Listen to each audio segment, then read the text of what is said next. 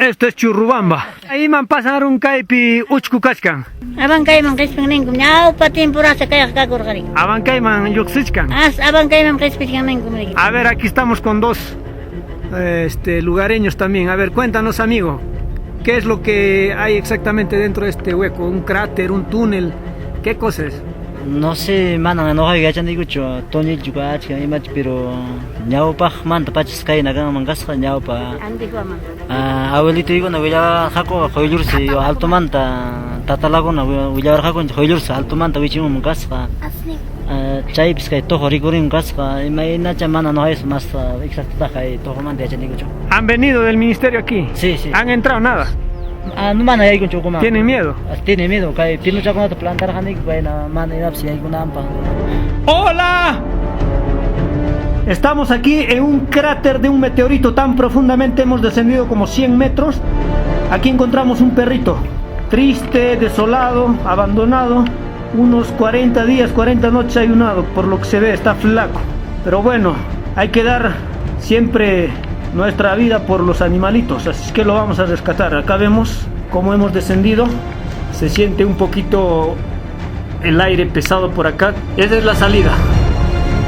Es un hueco. A ver, mírenme. ¿Dónde están? ¡Víctor! Ellos son parte del equipo de rescatistas del Guaguao. Bueno, ahí estamos con el perrito. Como vemos, aquí abajo. La mancha del canal TAS TV, Publiface y por supuesto del club Adventure Club Extremo, ¿no? Tenemos una misión: rescatar al perro y hacer el rodadero más grande bajo el túnel hacia Talavera. Perrito, No entres más adentro, ¿eh? cállate, no interrumpas. Shh, ahí nomás. Perrito, dime, ¿cuánto tiempo estabas acá abandonado? ¡Hay hueco, pe! ¿Dónde crees que se me está jalando el barro? ¡Ya, jala! ¡Balancea! Sin soltar roca, pe.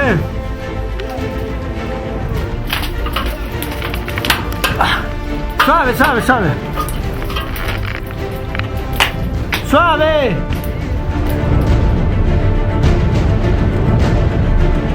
Waldi, ¿dónde estás? Sube, guerrero.